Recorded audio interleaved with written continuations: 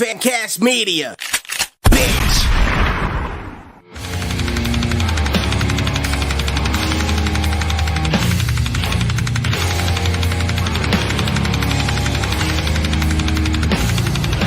L13 Podcast.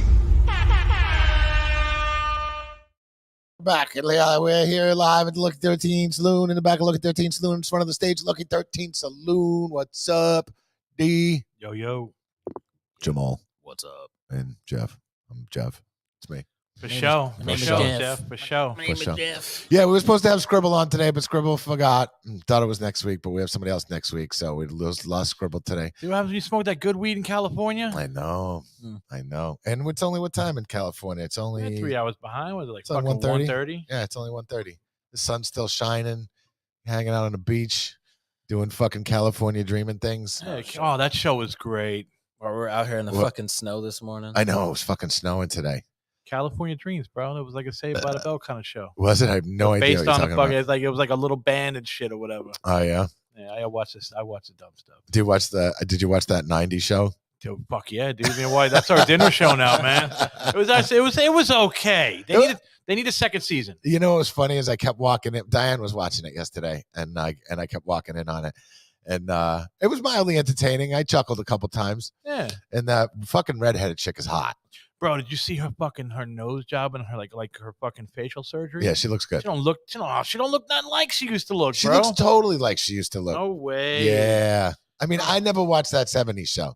Not really. That was my other dinner show. Then until Yeah. that 90s show came on, that was my other dinner show. Yeah. What's your dinner show Me and tonight? it's gonna be that 90s show. Oh, yeah. Yeah, me and my wife, we sit there and we watch fucking that 70s show when we eat dinner. Yeah, that's But now that 90s show's on, we gotta binge that shit a couple more times. Gotcha. It's okay though. Yeah, it's all right. Did you watch the Wonder Years? That is my alone time show. That's my alone time show. The Wonder Years, fucking what the hell's that other one, bro? Fucking The original Wonder Years or the new Wonder Years? oh no, OG Wonder Years. Yeah. Fucking what's the other one fucking called, man? God, it's based on like the 80s and shit, bro. Oh god, I'm twisted up inside. I don't know sitcoms at all. I'll tell you in a minute, man. Let me look up this shit. I'll tell you in a minute, man. Like regular television for me. Like if I'm watching television, It's a TV show. Yeah, if I'm watching television, it's like movies, documentaries, murder shows, things like that. The only time I see TV is when I'm like sitting in the fucking doctor's office. What do you do to go to sleep? Do you put anything on to go to sleep? I need noise to go to sleep. Yeah, I need a fan. Silence. No, yeah. Like a fan. Like I like ambient noises and like thunderstorms, but I can't listen to music to sleep because I'll be more engaged with the music than I am sleeping. Yeah. So I'll be listening to like, oh, I like that. I need monotone documentaries. I don't fall asleep. Really? Yes, like fucking murder shows. That's what it puts me to sleep because I hear it's like, fucking whatever. It's, this one got dragged into the woods and her fucking throat was slit and blah, blah, blah. But it's very, You and my sister would get along, bro. yeah. She watches all that shit. That puts her to sleep. The fucking murder mystery fucking shit. Yeah, And Dateline, all that shit. forensics, fucking all that stuff. Yeah. You know, said they've been doing that lately. Esme. Oh yeah, all the murder Yeah, stuff. She said to the point that it fucks with her. Yeah. She's like, I needed to go to sleep, but sometimes I have really bad dreams. Oh, sometimes I have crazy dreams. They're fun as fuck, though. The Goldbergs. I don't know what that is. Goldbergs, man. That's another great TV show. If you love 80s nostalgia, Yeah, it's all 80s nostalgia, bro. don't know it. It's a straight comedy about 80s nostalgia. I've seen some sitcoms a little bit, like Cheers. I watched a little bit back in the day. King of Queens. King of Queens was my shit, dude. I love that fucking King shit, of Queens bro. was funny. I mean, a little. I never got into no fucking Frasier. No, I never got into Friends. No, I mean Friends. I watched a little bit because I love Jennifer Aniston. Seinfeld was a high school thing. If you had to know at least some shit about it. I didn't really start watching. I used to watch TV as a kid, and then from like the fucking my teens into my fucking 30s, I never watched. I would watch movies. That was You it. didn't watch 90210? When I was in high school, Yes. I okay. watched a little bit of 90210 because fucking the chick that played Kelly was hot. Oh, dude, man. Fuck. Well, I had to represent Ian Ziering was from New Jersey. Who? Ian Ziering, the fucking the kid with the curly blonde hair. Oh yeah, you thought he was cute. No, he was from New Jersey. Man. But fucking no, yeah, no. I mean, that shit was that shit started going on when I was in 7th grade, and you had to know what happened the next day at school. That was like the gossip. Yeah. I was know? in Who did Brenda and Dylan kiss? yeah. Yeah. I was in like 10th grade, I think, when that came to 9th or 10th grade when that came out. And I had a girlfriend that used to come over once in a while and my watch. Actually, a girl that I was trying to get to be my girlfriend, but wouldn't be my girlfriend, would come over and Why watch it at my not? house. I had no. You're missing out now, bitch. Dude, yeah, now, dude, I had no game in high school. I couldn't get a girlfriend. I Had was that fucking. long hair. I was long hair, 5'3", fucking. I looked like a little girl. You know what I mean? Like I was not getting a girl, and I was Oh, way man. too immature to. Were you fucking like hang out. Danzig in high school? Basically, Oh shit. but not the cool version. Definitely not cool. I tried to be cool, but yeah, it didn't. I could not get a girl in fucking high school, and I had girls that like. I had some like younger girls that And like. no metalhead bitches in your school? No, God, no. There was like two.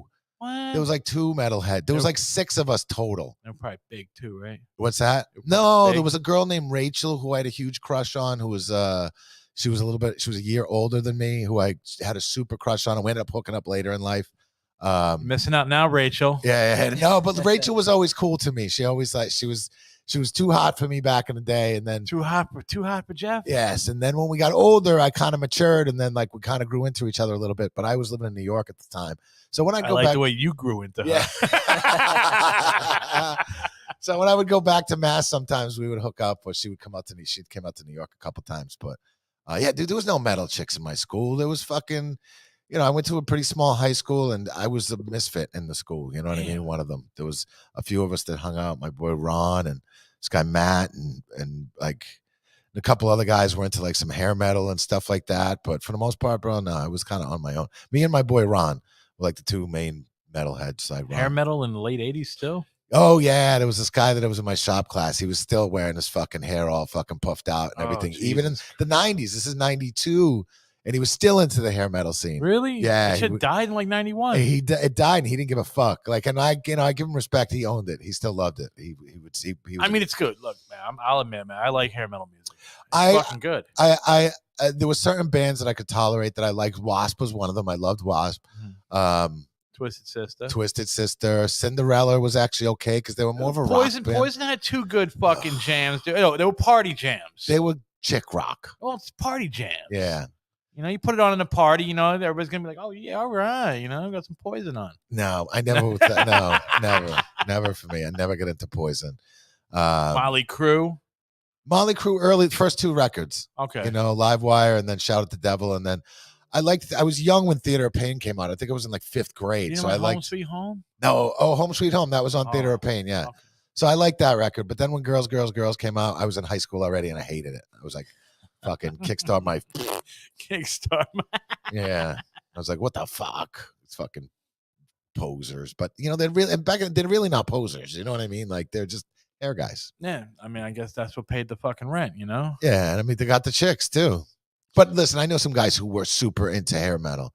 Another guy that I knew, there was a couple guys who were older than me that I would kind of like hang out with and once in a while I would like bump into, and they'd turn me on to some bands, you know what I mean? But there was a bass player, this guy lived down the block from me he would play he turned me on to like SOD and some other shit. You know Your boy Hypnotic said you terrorized everyone in high school. Yeah, Ron, Ronnie. See, Ron was the other metalhead in high school. There was like 3 of us. There was me, Ron, Matt, Walker, and Ronnie. Anybody else you think of that were fucking metalheads in our school? There wasn't many of them. There was only the few of us. Was the hair metal guy down with you guys? Like to do shit? He was a nice guy. I didn't really hang out with him. He was in my shop class, but he was in we weren't like buddies, you know what I mean?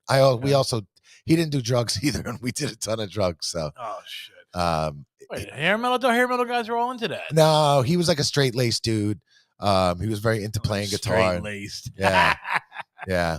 But me and Ron, listen, when I met my boy Ron, he started turning me on to death metal. I didn't really know death metal back in the day. Oh, yeah, you were a real outcast then. Oh yeah, dude. I remember he gave me that fucking Cannibal DS. He turned me on to Deicide, Cannibal Corpse. And then we saw them fucking like in high school too. It was fucking awesome. How did you feel when you fucking listening to it and then seeing it live? How does it compare? I was great. I mean, it was intimidating as a kid. It was pretty fucking awesome, you know? And I don't know, man. It was fucking I mean, great. people thought they were like either like fucking cannibals or devil worshippers. And Oh, I remember. then when they came out, Yeah, and I just remember first going to shows, and they would said deicide threw like raw meat into the crowd. That's and what I shit. heard. Yeah, Bro. but Yep. and I heard they did that back in the day when they were Amon was their first band. Okay. Ronnie knows all this fucking history too. But yeah, I heard they did it back in the day. But I remember see deicide and Cannibal Corpse. I remember we went with my friend Matt, but my friend Matt had a curfew, so we only got to see like the first 2 songs. And then he's like, and he was driving us, and he was like, "Bro, we gotta go." And I'm like, "Well, no." Me and my Ronnie were like, "No, we gotta fucking go." How So far was the place? For you? it was 45 minutes from our house, fuck that. so he had to be home by like midnight. And Did his family know he went to the show? Yeah. They still fucking gave him the curfew. Yeah. He was kind of a good boy. What the fuck is that, dude? He was one who didn't drink or do drugs either. What's his name? Matt Walker. Matt Walker. Didn't you fucking miss out? Matt now? Walker's not listening. Matt Walker's fucking. I don't know what happened to Matt Walker after high school. He was a close friend in high school, and then he just disappeared. He was an amazing drummer too. He was a killer drummer. So what, did he fucking join a cult? No, he got carpal tunnel at a young age. He was a phenomenal drummer, dude. We would go into his house, and he's playing like Slayer and fucking like Biohazard, and I remember him like playing all these. Could he get like a surgery done on it? And shit, I don't know. Back then, I don't know. I think he just kind of gave up. He got a girl and got her pregnant, and it was just kind of over. I remember he tried out for the Cro-Mags, and no. With Harley? Yes, yeah. He tried out for the Cro-Mags, yeah, Matt. There was just a couple of us, man. I mean, I had carpal tunnel from playing fucking video games. Shit, I got like some like gyroscope thing, and I just twisted my fucking wrist around for like. Yeah, this dude though, he used weeks. to rehearse. Dude, he would get home from school and fucking play. That's all he would do. When he got home from school, all he did 5 days a week. You know what I mean? Probably on the weekends too. He was a phenomenal drummer. Ronnie is a fucking great drummer. Fucking hypnotic over there. Ronnie, you should be up here fucking playing with them, bro. Ronnie, listen, if I go to Florida, man, I'm hoping me and Ron can hook up again. Ron was Ron was the one that got me into music. Got me playing music. Really? Yeah, because I had I had this BC Rich Ironbird because I loved fucking Overkill, and I had a BC Rich Ironbird. And I could barely play the fucking thing. I took lessons and shit, and it was horrible. And but then until Ronnie was moving back to Pennsylvania and was like, "Hey man, why don't you join my band?" I'm like, that was the dude. That's the dude. Oh, that's shit. hypnotic. Yeah. So I got to get Ronnie on the podcast. We got to talk old school. What's the town again? What's the name of the town that I'm from originally? No, that Ronnie. You got to move to Pennsylvania. Scranton. Yeah. Scranton, Jesus Christ, man. Scranton, Pennsylvania. Surprised you guys survived fucking Scranton. I don't know how listen, Ronnie made it out, not fucking unscarred. Stories I hear about that fucking place. Dude, it's a tough time. Listen, it made me grow up fast. Like I came from a small town in Massachusetts, and right when I graduated high school, that same year I moved to Pennsylvania with Ron. And listen, I didn't have any family to hold. Right out of high school? Right out of high school. Listen, dude, you still had another 10 years of schmoozing at your parents' No, house. are you kidding me, dude? My fucking dad, the day I graduated high school, I'm at my graduation party. My dad's like, rent's due at the end of the month. I was like, oh, he's one of those? Yes. Damn. I was like, what do you mean rent's due at the end of the month? And he's like, you're not going to college. You got to get a full-time job. I had a part-time job at the time. He's like, you're getting a full-time job. If you're not going to school, he's like, you're paying rent. And I'm like, fuck you. I'm moving out. So I did. I moved to fucking Scranton, and the only one I knew was Ron. And Ron's like, yo, move to Pennsylvania and be in my band. I'm like, bro, I don't know how to play. And he's like, listen, we play 2 fucking notes anyways. You got this. Like, it's like, dun, dun, dun, dun. And it was, you know what I mean? But then it was cool because his uncle Charlie, who lived next door, he was like a rock player, and he had a little setup in his basement.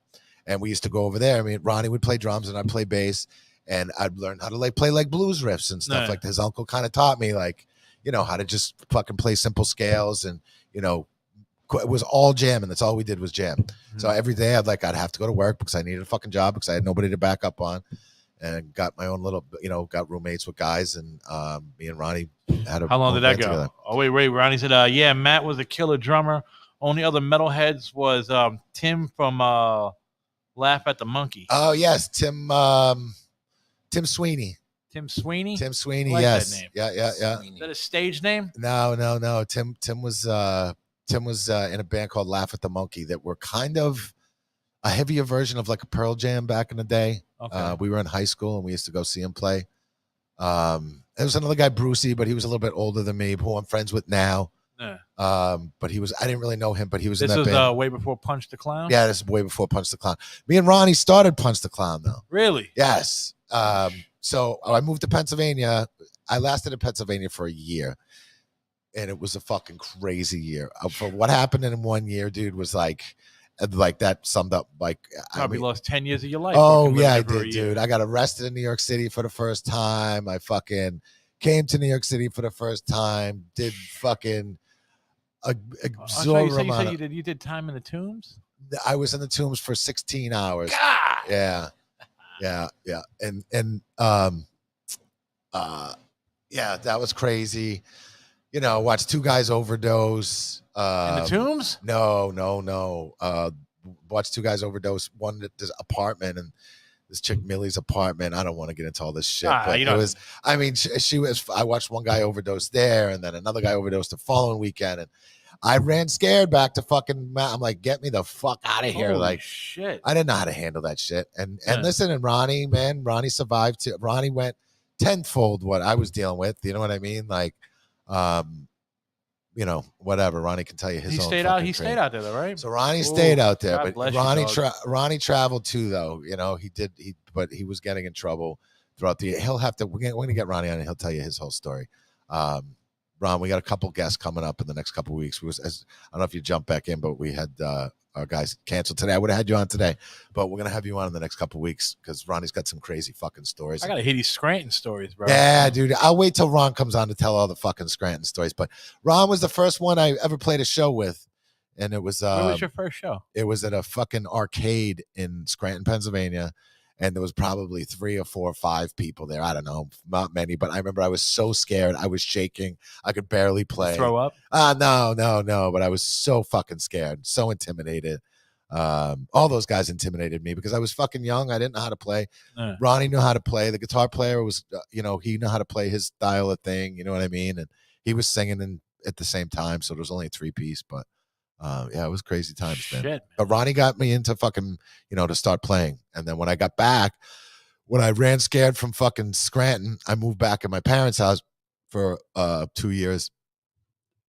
When I moved back, Ronnie moved back. Ronnie ended up coming to Massachusetts too to escape for a while. He ended up going back to Pennsylvania, but he came to Massachusetts for a while, and we started up Punch the Clown. And then Ronnie had to leave. I don't remember exactly what happened, but Ronnie left and moved back to Scranton. And then I kept Punch the Clown going. We had to get another drummer and like all this kind of shit. So yeah, Punch the Clown was pretty fucking big, though, right? It got a little bigger after I left. We were doing really well. We fucking we were doing that very Hatebreed style metal hardcore mix of stuff. At the time, and then early it was 94, I guess, when we started. And I think we took it until the early 97. And we were doing really good. I mean, we were fucking playing big shows. We opened up for John Joseph, for Cro-Mags. Yeah. We used to play with, we've played with Madball. Did we play with Madball?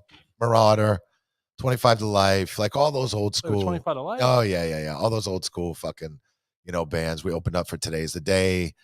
And we used to play the Rat in Boston. We played there quite a bit. We played a place called Mamakin in Boston that Aerosmith used to own. Yeah, your boy said you guys crushed it at your first show. Yeah, you crushed it. I fucking sucked at my first show. You crushed it, Ronnie. Ronnie kills it. Ronnie's the fucking animal on drums. He's an animal. Hardest hitting drummer I've ever seen in my life. But yeah, he fucking crushed it. I did not. I was frozen like a fucking. Fuck, did you have your back turned like Jim or? No, I tried to face the crowd. It was so uncomfortable. It was horrible. Oof. It was horrible. But yeah, me and when Ronnie comes on, we'll tell the Scranton stories. A lot of them are scary for me. Made me grow up fast, man. Because I was like, listen, I had to keep a fucking apartment. I had to keep a job. I had like 4 jobs when I was out there and like fucking shitty factory jobs. You forget the main thing you had to keep alive. What's that? You had to keep alive out there, bro. It's fucking shark-infested waters. Yeah, it was total shark-infested waters. And I had nobody to lean on, really. I mean, I knew Ronnie, but towards the end, Ronnie was in his own world. I was playing with a couple other guys by that point. And, I had to survive by myself. And I started started to dabble in drugs a little bit too much, and also like it was a dark place, man. I was making like $3.25 an hour at a tomato cage making factory. You know, Oh, God. how fucking depressing is that? You Holy know, shit. UGL paint factory. I worked at that. It was like $6 an hour. My rent was only like $300 a month or something like that, though. That kind of money ain't shit. Yeah. Well, I remember, listen, when I started working at the paint factory, I remember this dude, Bubba, came up to me. Really? And, yeah, his name was Bubba. Bubba. And Oh, Bubba, that was same. he big? Yeah, he was a big boy. He was a Oh. big boy. He wasn't huge. He was, I don't know, average height, a little overweight guy. His name was Bubba, though, from Pennsylvania. And the fucking guy came up to me and he's like, listen, man, go the fuck back where you came from. He's like, I've been working. They gave him a plaque. He'd been at this company for 25 years. They gave him a plaque that had his name on it, and the nameplate fell off. And he's like, I've been working here 25 years. I got this fucking plaque, and I make $12 an hour. He's like, get the fuck out of here. Your boy Ronnie over here said, VOD singer and guitarist totally stole your sound after playing with us for the first time. Yes, they totally did. So VOD stole your fucking style? Yeah. That's one of my favorite fucking bands. Yeah. Dude, I'm about to reevaluate that shit. When we started, man, listen, I'm not taking credit for it. This was Ronnie and Jonas who created this shit. I jumped on, and I didn't know how to write songs or anything. I just fucking trying to muscle through playing, you know what I mean? We opened up for VOD, and after we opened up for Ronnie and Jonas started doing the singing, screaming shit before any fucking band I ever heard before. Really? Yes, the first one I ever heard do it afterwards was Fear Factory. But the first time I ever heard anybody do singing, screaming stuff was Ronnie and this band Malefacia were in. And it was it wasn't like it was the dude Jonas who sang had like this, just a weird voice, man, like beautiful, but fucking dark, screaming voice, and his like his singing vocals were fucking killer. Nobody else was doing that shit when he did it. And that's when I heard it, and he's like, dude, come out and join my band. I was like, holy fuck, dude. I was like, this is like, I've never heard anything like this. It was crazy. And then yes, we played with VOD, and then VOD fucking started doing shit like that right afterwards. VOD, I think they were the only hardcore band to do that kind of shit. Yeah. At that time. Yeah. Fuck. And then I remember I was with Ronnie, and we were I was driving from Massachusetts to Pennsylvania, and we heard Fear Factory on the fucking college radio. That suffered bastard. And that was very reminiscent of fucking Jonas's voice. They couldn't have robbed you. They were all no. They didn't. They totally didn't rob it. But I was like, I remember me and Ron in the car, and Ron's like, fuck, these motherfuckers got the sound. You know what I mean? But your boy Ron over here saying that that VOD sounded like Megadeth. Yeah. He's got a better memory than I do. Man, fucking VOD, dude. What the fuck is wrong with these dudes? Yeah. Now listen, you got to find influence from somewhere. You know what I mean? Like, it's not really ripping it off. I mean, it's, you see something, you find influences, you take it, So, but Jonas had a fucking haunting voice. But, is there any demo tapes floating around? Ronnie's probably got everything. Ronnie's a collector of shit. Come on, Ronnie, man. Put that shit up on YouTube, baby. He does. There's a Facebook page. There's a Malefacia Facebook page. I don't know if you can get the music on it, but I mean, it was like very simple, fucking crunchy, dancey kind of stuff, all breakdown kind of stuff. It was real. Like there was no fucking fast. It was not really fast parts. It was ahead of its time when we started doing it. Yeah. And I never heard anything like it. That's why I wanted to fucking play with it. And it was fucking, honestly, fairly simple to fucking play. My parts were I was fucking playing bass. And Ronnie was a hard ass hitting drummer, and Jonas had a fucking beautiful voice. Every time you keep saying Jonas, I think of the Jonas Brothers. No, Jonas. Yeah, no, Jonas. It was me, Ronnie, and Jonas. Jonas was the fucking singer. You said, no, you, Jeff, created that shit too. Fuck you, Ronnie. Thank you, though. Thank you. Listen, I definitely had a hand in Punch the Clown, but Malefacia was all fucking you and Jonas, man. I was privileged to be along for the ride. I was privileged and fucking cursed at the same time to go along for that ride, Ronnie. It was craziness. I'll get on there with Ronnie, and we'll talk. I remember our last show was fucking depressing. You know what I mean? Because with Punch the Clown, no, with Malefacia. Well, where was it at? It was at CC's in Scranton, Pennsylvania. Which it's that was CC's pizzeria? No, CC's was not in Scranton. CC's was in Music, I think it was. But that's that buffet pizzeria. No, there's a pizzeria that was Because in Oklahoma they got a buffet pizzeria called CC's. no. This was a club called CC's. Okay. Yeah. And CC's was the shit, man. It was a cool fucking club. And years later we went back and I played with Punch the Clown there. We fucking Did you know it was gonna be your last show with this band? pretty much like at the end. Our singer Jonas had some issues and it fucking He said he got some live stuff he's gonna put up. awesome. Put it up. Awesome. Yeah, we never got anything recorded there was never anything recorded with it. No. Fuck, But it was a ton of live stuff. There's some Ronnie's got to have the old video footage. I'm sure he's got some old video footage. You gotta put that up, Ron, man. You Yeah. gotta put that up on YouTube, man. Yeah. Hold on. There's if you go on Malaphasia on Every time you said it, I'm like, how would you spell that? hold on. Starts with an M. Yeah. Narrowing it down. Yeah. My fucking Facebook got fucking Are you still locked out of it? no, but there it is. There it is. Now, how do you spell Malaphasia? All right. Yeah, that was me and Jonas and Ron back in the day. So which one is you? That's me all the way on the right. Holy shit. Yeah. Yeah, Ronnie, you got to think some more of that cut shit out, man. Yeah, crazy times back in the day. Dig it up, Ron. Dig it up. Yeah. Ron, we'll next when we get off, we're gonna set a date and have you come on and we can go over all these fucking shit. But yeah, me and Ron have been through a lot together, man. From high school to fucking So after Punch the Clown, did you join anything else? Or no? So after Punch the Clown, yes, I started a band, and so Punch the Clown just started becoming a shit show. Scribble's on. Scribble said, "Sorry, boys, I get too high too much." That's all right. That's Smoking that good shit out there, man. Smoke some of the cheap shit. It's all right. Next, we'll have to reschedule you, Scribble. When Punch the Clown broke up, I was really mad at Punch the Clown broke up. We were doing really well. We were getting a lot of buzz about us. We just released a fucking demo that was fucking killing it. There was a big buzz in like fucking magazine, all the zines and all that kind of shit. It was like groovy. It was very Hatebreed-esque, as I said. My singer kind of sounded a lot like Jamie Josta also. Actually spoke to Jamie on the phone a couple times about swapping shows in Connecticut. So it was before they fucking blew up also. Mm-hmm. And then it just wasn't for me anymore. Like they kind of got that gang element to it, you know what I mean? You got to be a tough guy. Some of the guys in the band kind of went in that direction, and every show there was a fucking fight or fucking whatever, and that's not what I signed up for, you know. So me and the drummer at the time, and boy Gary, who was the guitar player, we split off and started a 3-piece thing called Acid House. What the hell is that? Like some kind of trip shit? Acid House? No, it was kind of pre Eyes of the Sun stuff. It was it had a little that hardcore kind of influence because that's what I was just coming out of, but it was also kind of doomy a little bit. And we recorded like 4 songs before I moved to New York. Okay. I have it somewhere. I have it on CD somewhere. A couple of those songs. Gotta put it up, man. Yeah. Put it in the ether. Yeah. Yeah. So I recorded a little bit with them.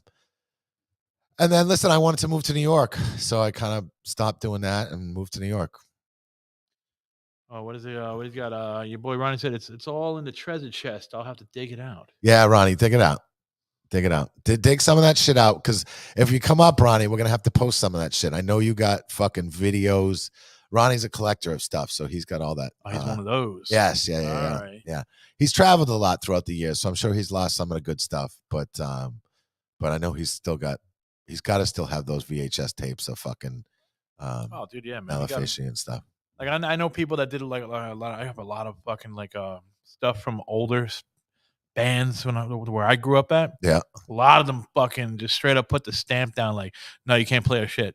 Yeah, like, but you guys been broken up for fucking like almost 15 years. No, we don't want none of our shit out.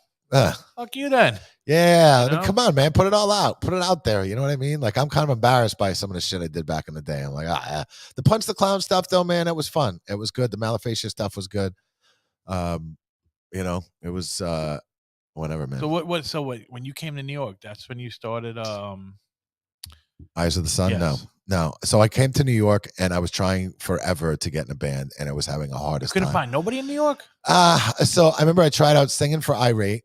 Really? That didn't go well. Oh shit. I was like, I don't know what I was. I tried out. I didn't really just want to sing. You know what I mean? So because I actually sang for this band, Kill by Inches, for a second. Okay. It didn't last long though. It just I'm not too good with fucking lyrics. You know what I mean? And it intimidates me. I You don't gotta wanna, be like Ozzy, dude. You gotta have the drummer ready for you. yeah, yeah, for real. I don't want to just fucking hold a mic. You know what I mean? Like I feel weird just holding a mic. But I sang for Kill by Inches for like a minute. It didn't last long because I had a crazy ex-girlfriend and she kind of fucked all that up. And then I was kind of not doing anything for quite a few years. And then I started a band called Redshift Desert, which was very much like Eyes of the Sun, but it was me and another guy who were doing. It was a 3-piece again. It was me and this other guy doing vocals, and this guy Jarrett on drums, and that was awesome. I loved doing that. But the drummer and the fucking guitar, and the drummer I knew from Scranton actually. Your boy Ron said PK was one of the very first or the second wave of metalcore. Yeah. I'm talking after Leeway, Suicide, Chromatics, etc. Yeah, it was the Hatebreed era. You know, and all that kind of shit. We played with the Pure Fury of 5. So you were playing with motherfucking killers, man. So Yeah. People that just beat the shit out of people at a show just for fun. Yeah, it was all that stuff, and that wasn't my scene, man. It wasn't. I mean, we were on some bands with some good bands, a Grudge Holder, and this band Brawl Park from Boston, and it was the same era of like. You know, it's funny though, man. Like, not to cut you off, man, but Leeway. Yeah. Those dudes were never nothing like those other dudes. No, how did they get lumped into that shit? I don't know. You know, it's funny. Candiria also, Leeway, Candiria. Those weren't like your typical hardcore bands. They weren't we're gonna kick your ass after we're done playing this show. No, but they got embraced by it. Another band, Only Living Witness, was from fucking I think Boston based or Rhode Island based. A band called Only Living Witness that still hold up today. Your boy Ron said Eyes of the Sun is the best band of all time. Thank you, Ron. Thank you, been Ron. on the planet. Yeah. We're gonna jam again one day, Ron. But yeah, man, I joined a band called Redshift Desert with a drummer from Scranton, actually. And that he came out here. He was living out here. He moved out here around the same time I did, and he was a good drummer. But him and my guitar player did not get along so well. Jared's a kind of particular, weird kind of guy, and my the guitar player Matt was a little, I don't know. He did not like New York City. He moved here for work for a little while, and we tried going for a while, but him and Jared just did not get along, and that lasted for like 2 years. I was playing with Redshift Desert. We recorded some stuff. I don't even know if I have any more of it. But it was fun doing that shit. I like doing Redshift Desert. Then when that split, that's when I started Eyes of the Sun. Yeah. Jamal. Yes, sir. I feel like I'm like fucking, just like I'm fucking Dr. Phil here. Yeah. Jamal, you've been recording though, right? Still enough with his host. Well, here's the thing that happened with that. I was working on. I haven't heard you speak nothing about it in a while. I know, it's annoying. I was working on it a lot, like towards the end of the year and everything, and then the guy I was working with like suddenly disappeared. Get the fuck out of here. Yeah, and then like a couple of months later, did he take your masters? Well, he said he lost the session. Dude, what you got to do is do it yourself. If you're not, you know what I mean. Get a fucking little home studio going. I only need a couple more things at this point, like some better monitors, and that's about it. Dude, headphones. You're recording it all at home. Do headphones. Yeah. You know what I mean? But, do it all on headphones. You got to go listen to it on a different stereo. Bring it down here. Bring it somewhere. Yeah, listen to it. You know what I mean? I was fucking disappointed because at that point I assumed like, all right, whatever, we're gonna fucking start over. Wait, so he disappeared from the bar and everything? Like you met him here? Yeah. Just uprooted. I don't know what happened, man. Like this is around Thanksgiving. This is the last time I spoke to him because he said he was taking off that first week. Yeah. And so we could just get back to it. I'm like, all right, whatever, we're gonna start over. And like that Monday, I took off work and I just didn't hear from him. And he lost all the sessions, he said. Yeah. I mean, the fuck is that, dude? The thing is, he spoke as if it had recently happened, but just with the context, I'm like, he lost that shit a long time ago. That sucks.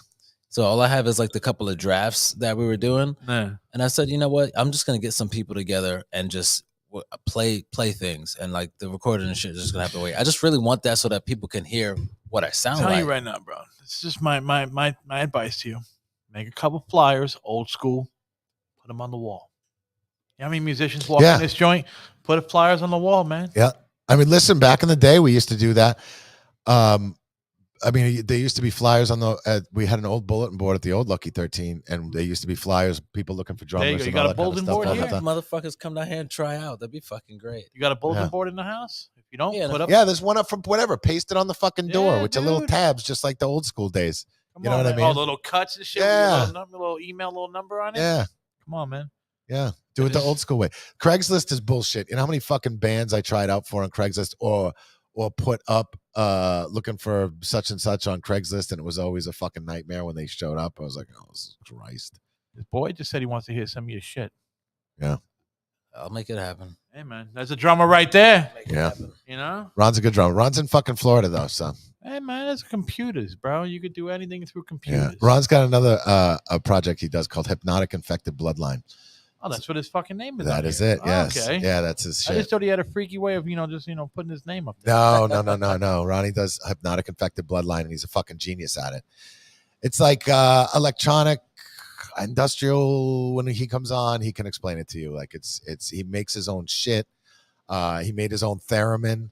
Like the fucking shit to do from fucking Fishbone uses. Yeah. Oh, the theremin. Theremin. Oh yeah, man. Yeah. He made his own. I would have fucking electrocuted the shit out of myself. Holy shit. Fuck yeah. I didn't tell you guys I almost died on my way back over here. Wait, today? Yeah. I knew there was something going on, bro. Yeah, so like I ran home to get my computer. I lived like 15, 20 minutes away. Went home, grabbed it, dumped out I had tools in my bag because I was working with the douche this morning. Threw my computer in the bag. I'm like riding back, and my fucking shifter pedal came off. Oh no. What's that? I'm bike illiterate, Shift the bro. pedal. It's how you shift How gears. you change gears. Okay. Yeah. It was just hanging off when I was riding.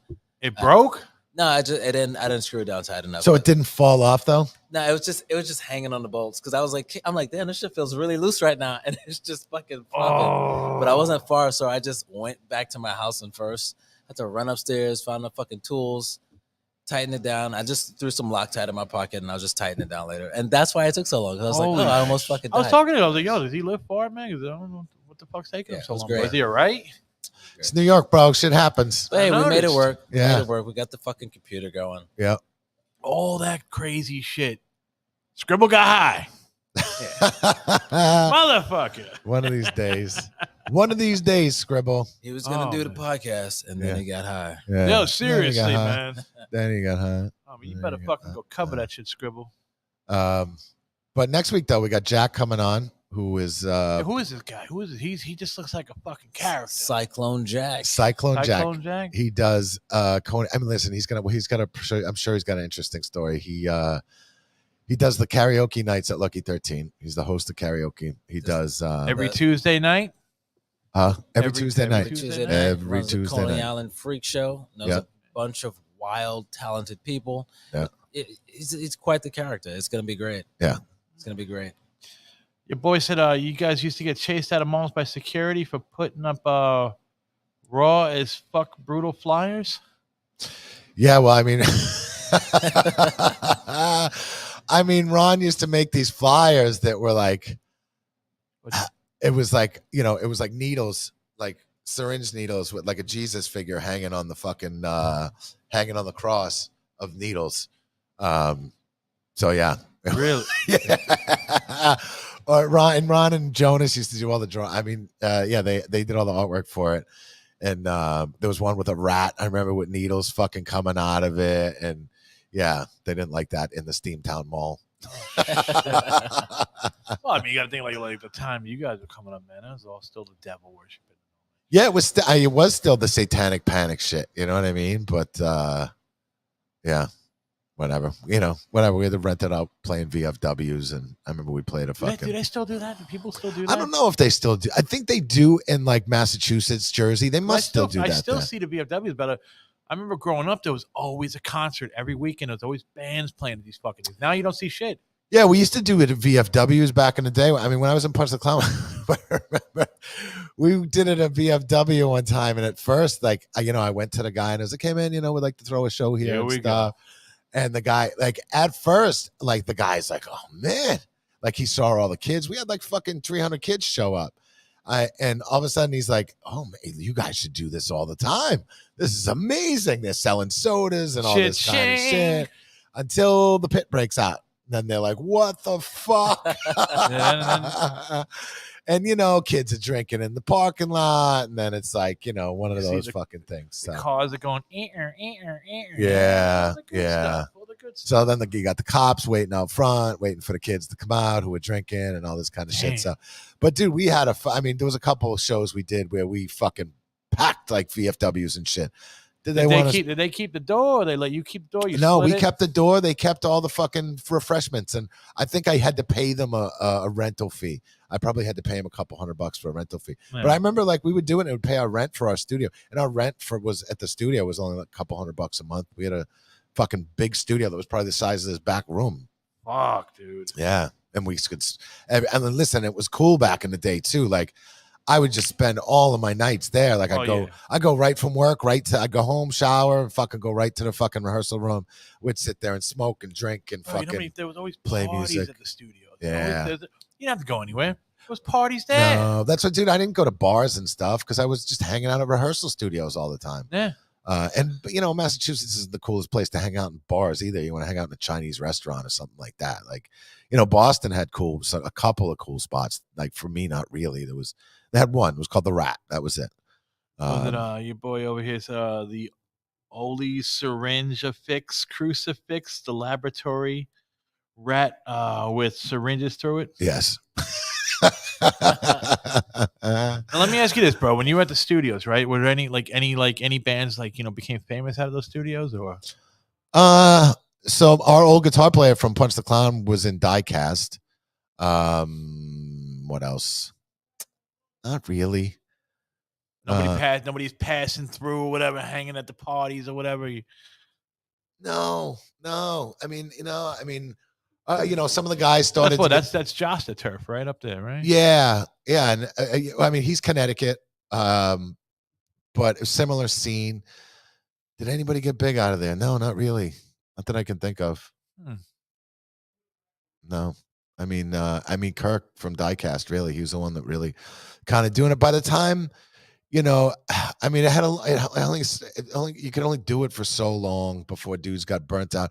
I don't know if you know Colin of Arabia, hardcore. He's still playing. I mean, he was a kid when I was coming up. He wasn't even singing. He was just writing zines and stuff. But he was actually supposed to play here last weekend, but canceled. But he's Colin of Arabia still doing it. No, man. Like I don't know. Maybe fucking Colin will know. Yeah, I mean, was it in Jersey? The only ones I remember fucking hanging was the band Thursday. Yeah. El Nino, Drag Pipe, all right. 40 Below Summer. Those are like dudes in that area that hung out at the studios or had their own little studio there. I mean, some of the guys came out of that era, though. I mean, Killswitch came from that era. You know what I mean? There? Integrity. Yeah, those are all like, you know, Rhode Island. Killswitch is from up that way? Yeah, Killswitch is from like Rhode Island area. Oh shit! I thought they were like fucking like maybe northern New York-ish or Manhattan. No. That's how me and Jesse ended up becoming friends because we started talking fucking Rhode Island music scene. I used to go to Club Babyhead. Oh, he's from up there? He's from up there, yeah. He lived there for a while. That's where he met the guys. Okay. And, we started talking there's a club called Club Babyhead where I saw tons of shows. And so yeah, I mean, bands came out of there, but nobody directly that I was involved with. And I was surprised. There was a couple bands I thought that were gonna, you know, do pretty well coming out of there. Was it your boy said when we practiced in Brompton Studios, every other band used to be in our room? Yeah, there was always somebody coming and hanging out.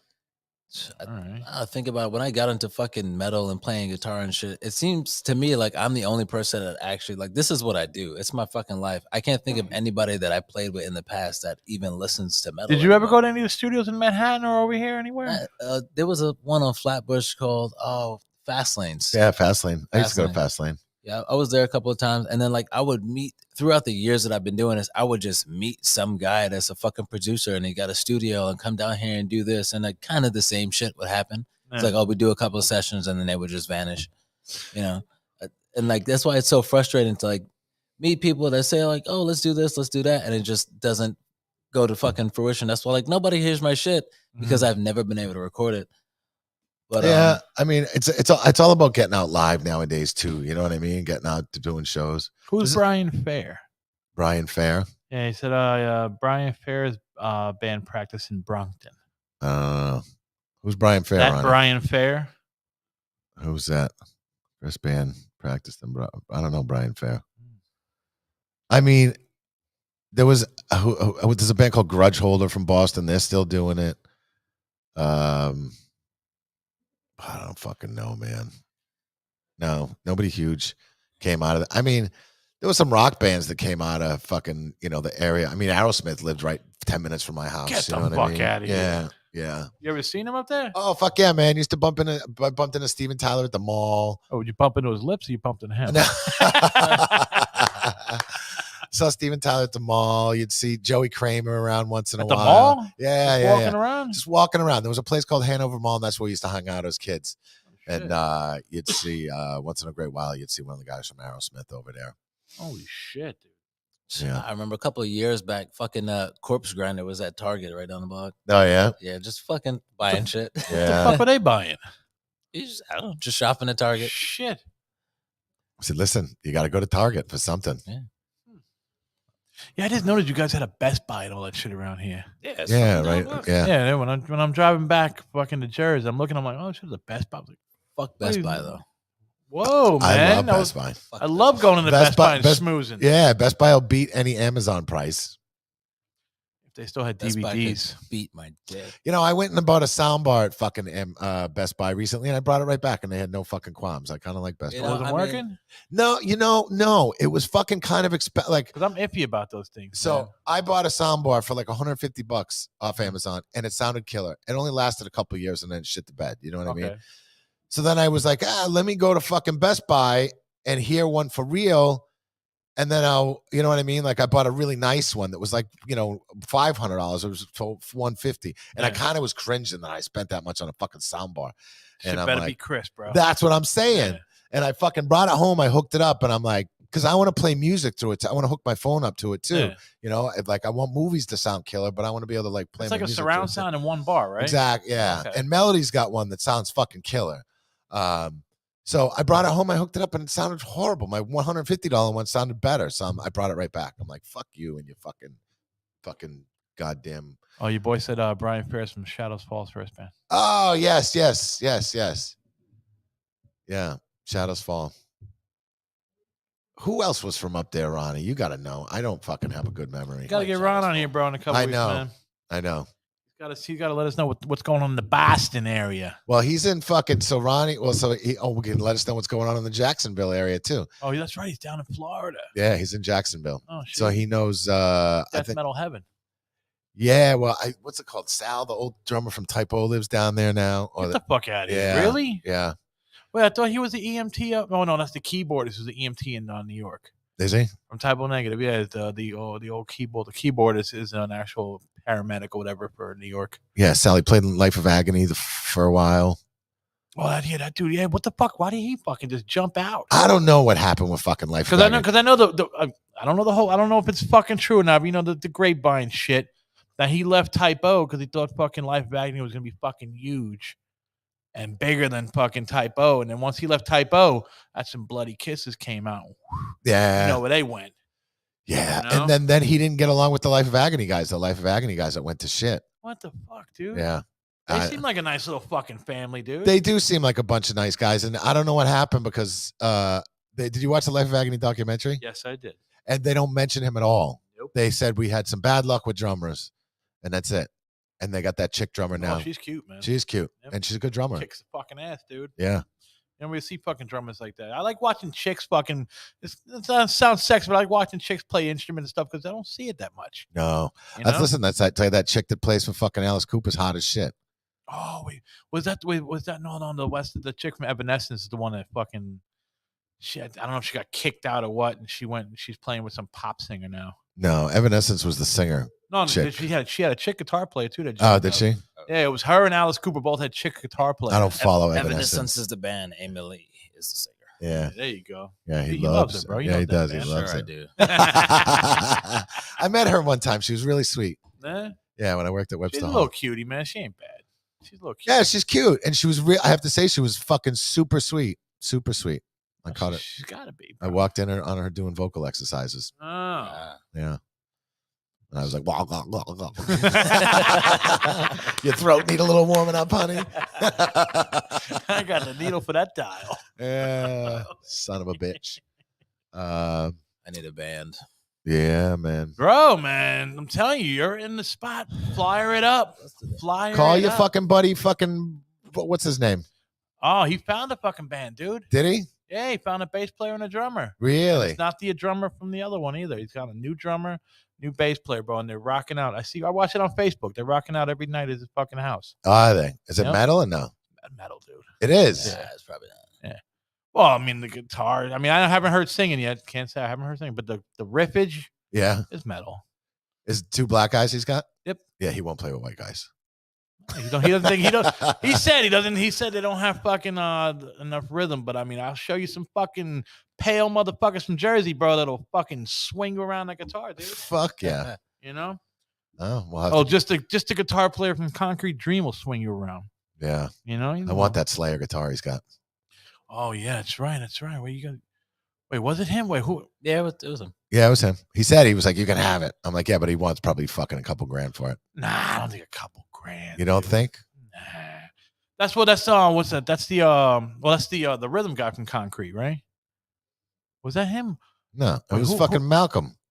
Oh, it's right. Yeah, he's the one with the He's fucking got the fucking Slayer guitar. He's got OG too from when it first came out, dude. I remember that. he's got is it South of Heaven guitar? Yeah, It is, right? yeah. LT, they sponsored him. They gave him that shit. Yeah.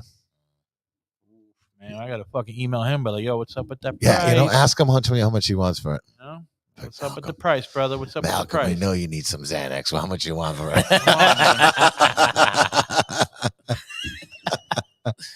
We're all going to hell. Yeah, go We're in hell right now, man. Yeah. Come Yeah. on. You think when we go outside we're in heaven? That's fucking another door to hell. It's fucking cold out there. All right, we can start, right? Well, anything else you guys want to talk about? Pantera getting canceled? Well, Pantera, dude, they got canceled fucking hardcore, dude. Yeah. Dude, they said they still holding that racist card over him. Yeah, 3 shows so far. I mean, come on, he's fucking. I mean, he said it was a white wine joke. I'm like, yeah. Okay. Listen, but Rob Flynn went and said, "Listen, there was no fucking white wine Yeah, backstage." Flynn fucking blew it up, bro. Flynn blew it up, and then That's why I think it hit the fan bigger because Flynn I think so went too. right on Facebook that same day and was like, "I'm Rob And Flynn." listen, I have to say, Rob Flynn took a lot of balls for Rob Flynn to do that. You're going up against Phil, and then he got death threats for it. Oh yeah, I mean, I love Machine Head, but don't they say that Rob is kind of a douche too? yes. I've heard that a little bit. I've Yeah. I heard heard a that. lot of shit about it, but not as far as I know. Yeah, I heard it on what it was. I know one of the band members like, let's play live or some shit because he does that fucking. Well, I don't know if he's doing it anymore, but I used to always watch him live on YouTube, interviewing people and doing rants and shit. Now he's been gone for a few months. yeah. Well, he's been quiet. I mean, I don't know. I love Machine. He's a hard worker, though. I only like one album, and you know which one it is. Yeah, The new metal album.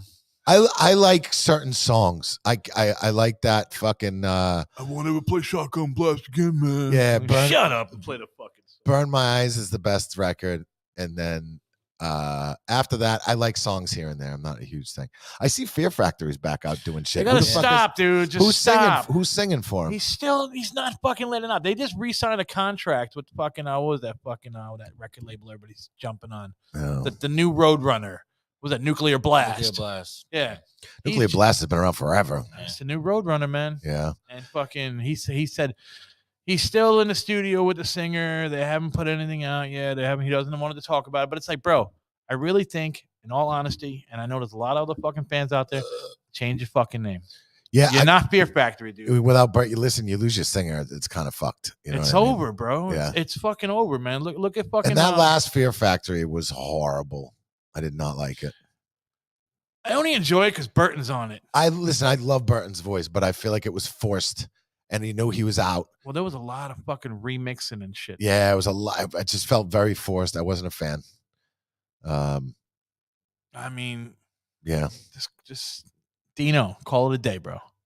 Call it a day. New band. What was his other band? Well, Assassino and Nah. fucking Brujeria. Not Brujeria. I like Brujeria. I always thought Brujeria was fucking like straight up, bro. I believed the backstory of the like there were these fucking cartel I fucking did too. guys and they want to kill gringos, and I'm like, I can't go see these guys, dude. They'll kill me. Dude, they had a head on their first fucking cover. I mean, it was fucking brutal. That's brutal. I remember people would tell me, like, oh, that's a dude from Peer Practice. No, he's not. Yeah. It's not a dude from Peer Practice. I didn't know dude, either. Get the fuck out of here. Yeah, there was all these crazy rumors. You know? Beto Wilson. That's the only lyrics I know. But they got, it's fucking him, fucking the bass player from fucking Static X. Well, you know what? I don't mind what they're doing. Because they even said it. We're not Static X. We're doing this as a tribute to Wayne. Yeah. You know, they're just using the name, but they even say it, bro. It's a tribute to Wayne, bro. Yeah. You know? At least they still make music and fucking use old vocals that he never fucking put music on. But Wayne never Sieg-Heiled. You know what I mean? That's the fucking thing. Yeah. True. Yeah. Never said white power. Oh, man. He just said pass the fucking something. I don't know. But Yeah. I mean, yeah. Fucking, they're done, dude. Charlie, go back to Anthrax. Zach, go back and hold Ozzy's back up because he's fucking done. Listen, it's got to be taking the wind out of their sails a little bit. It has to be. Dude, that's 3 major festivals. That's a lot of money, That's bro. a lot of fucking. Listen, they could come to the States though, and I mean, they just announced their U.S. dates. Nah. They're gonna fucking kill it. Nobody's in the paying US. $7,000 to go see fucking Metallica. No. Jamal is. You paid $7,000, bro. You took out a loan. Fucking Metallica. To go Yeah. hang out with Kurt Hammett. I'll pass on Metallica. You're gonna smack him in the face and say, Yeah. "Dave Mustaine told me to do this." Yeah. You're gonna wear your fucking Black Lives Matter shirt to the fucking. Sure. If I can find one. Did you fucking? I watched a Joe Rogan clip when Mustaine was on there. He said that fucking 99.9% wrote Metal Militia. Yeah. And got no motherfucking money for it for at least fucking 15 years. Somebody was getting his check, and he was like, "Yeah, I know who was getting my check." Yeah. Fucking Kurt Hammett. He wasn't getting paid from Metallica, I think, till after Master. He wasn't getting no royalties, dude. Yeah. I mean, after Master, I mean, that wasn't that long. I mean, he was on. It was. Bro, Kill 'Em All. he wrote all of Kill 'Em All. Right, Fuck he them. wrote all of Kill 'Em All. He wrote half or majority of fucking Ride. And I'm sure he wrote a big majority of fucking Master of Puppets. I think he's also. got like two major riffs in Master. Yeah. Huh. And who knows? He says they still got old school demo tapes because that's what they. He's still probably getting a $10,000 check a month from fucking Metallica more songs. than that, dude. Yeah. More than that. I mean, dude, this fucking Jason's living off of the Black Album. Yeah. To this day, he's living on a 20-acre fucking land off the Black Album. Yeah. I wish Jason would come out with something awesome. No, he's not, dude. I know he's not. I wish he would though. No, dude. He tried. He had like a rock band or something. Then he had like a metal band. And then he had that country bullshit or whatever, that acoustic shit or whatever. And then he tried to be a fucking artist and, selling paintings. It's like, dude, get the fuck out of here, bro. Lars sells his paintings. You see what fucking ridiculous money. Ridiculous. Shit. Bullshit fucking paintings, dude. I don't see the fucking, it was his art. Really? Yeah. Dude? It looks like a bunch of fucking paint on a fucking, Looks canvas. like a child did it. Oh, you know who I watched this week was awesome though? Was the Guar documentary. Where the fuck? I overheard somebody talking about that. It's on Shudder. It's on Shudder? It's on Shudder. How is that It's shit, fucking great. It's really good. Really good. They get into deep. I feel bad for the singer though, man. He took a heavy shot. He took a heavy shot, man, but he was a maniac. He was a fucking maniac. There was a lot of internal fighting. There was, it started off great, of course. It blew up to something bigger than they thought it would ever be. They were a bunch of art students. Didn't they have a chick in the band at one time? Yeah. I mean, they've always had a chick, and they had a chick singer for a while. I wish they touched on that, but they didn't. That was towards the end. But I heard she kind of was she was an asshole. I heard they hired. How would you not want to be involved in a documentary? I bet you that they just didn't want to give her any props. You know what I mean? Because the guy who was the original ball sack, no, was it ball sack? The original ball sack? No, wasn't ball sack. The fucking. Oh shit, your boy! I fucking didn't even see this shit. What did he say? Rob Flynn and Phil Anselmo are both posers. Their music is okay, and the first 2 Machine Head albums are decent, as well as Cowboys and Vulgar. Yeah, I can agree with that. No. Pantera was the shit up to fucking Reinventing the Steel. Then it's a little you have to really like Pantera to get into it. I mean, Yeah. I mean, I lost after Vulgar. Far Beyond Driven. You didn't like was Far all right. Beyond Driven? Far Beyond Driven was all right, but you know what sucks, man. And I hate to be that fan. Like I will buy like I usually get into like the first 3 or 4 records, and then I just kind of lose it. You know what I mean? I'm like, all right, it's just I've heard this before. I can appreciate what they've done, but I'm like I want to hear new shit. You know what I mean? I want to kind of move on. And I think maybe it's a shitty way to be. Well, that's how I feel after Far Beyond Driven, dude. I mean, when what was it? Reinventing the Steel came out. What is there? Another one after that, or I'll listen to, but I have to say, Obituary's new record is fucking awesome. See now that's weird because like it's to me it would seem harder to keep being into death metal and all that shit because I mean it's just to me it's just like it's regurgitated over and over and over. But I don't know, man. I've been listening to some I've been trying to dig into new music. Because I just feel like I've been kind of just going back to old school stuff constantly. I find one good record or one good band, and I like fucking Zeal and Order. I gotta pull it out of my fucking Your boy's playlist. Hilarious, bro. He's like fucking Cliff Burton equals Metallica equals Cliff Burton. It's the fucking truth, dude. Yeah. I mean, listen, it was like once Cliff got it, the flavor was gone. It wasn't Metallica no more. And then it was just like, some regular rock band. Listen, they said they would never do a fucking music video, and then all of a sudden Cliff is dead. Now they do a music video. You know what I mean? Like Cliff kind of held down the integrity. But who the fuck knows when you get older, you start seeing those paychecks come in. You know what I mean? The Guar documentary, those guys were like, we would have fucking sold out years ago if we could have. You know what I mean? But they're just like, they start. But the thing was, well, some of the guys said that, but like, they apparently one of the last Guar there's a Guar record that they put out that had some like catchy songs on it, and Dave Brockie kept putting in like fucking lyrics that could not be on the radio. You know what I mean? Like just like but I mean, dude, I don't know. Guar looks like the type of band that could have fucking made millions selling shit for kids. And toys and all that shit, like Kiss, man. Yeah, they could have, but they kept that. Listen, but they kind of keep it brutal. You know what I mean? How brutal can you be, though? Come on. Listen, they bend a fucking priest over and jam crosses into his asshole. That's how brutal. I didn't know that was going on at the Guar show, dude. Yeah, dude. I remember going to fucking my first Guar show in 1992, and they came out and milk cartons with like fucking. Kidnap kids' faces on them, and there was, have you seen me? You know what I mean? Like, fucked up shit. You know what I mean? Never mind, bro. Never mind. They could have gone the PG route. They could have made money. They could have if they wanted to keep. Can you imagine, bro? You would have go at Guar trading cards, Guar dolls, Guar bed sheets. Fucking character with 3 dicks on it. They could have, but Dave Brockie was too out of his mind. Like he was. That's the heroin guy, right? Yes. Yeah. Yeah, he was too out of his mind. What's her name? The girl that was. Do you remember Sly Menstra back in the day? There was a girl called Sly Menstra. She was kind of like she would just kind of run around the stage and like fucking help kill things. And she was just kind of the part of the act, she didn't actually play or anything. She would sing a little bit.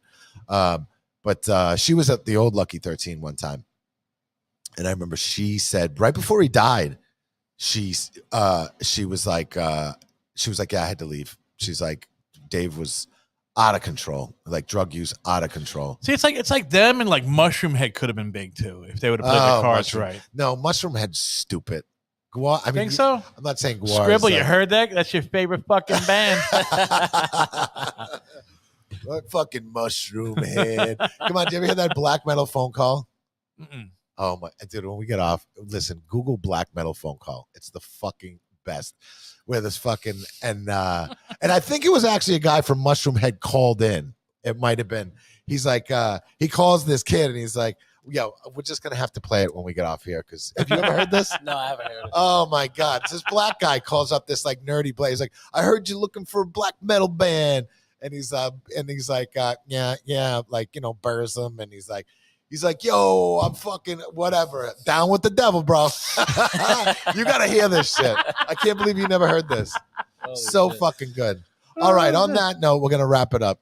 Next week we got Jack fucking Cyclone Jack. Crazy motherfucker. Right before fucking metal karaoke. Yes. Tuesday night. So it's gonna be a long one. long one. Ronnie, I'm gonna hit you up in the next once we figure out a date. I'm gonna have you on so we can go over these Scranton stories and hear your fucking maniac opinion because Ronnie's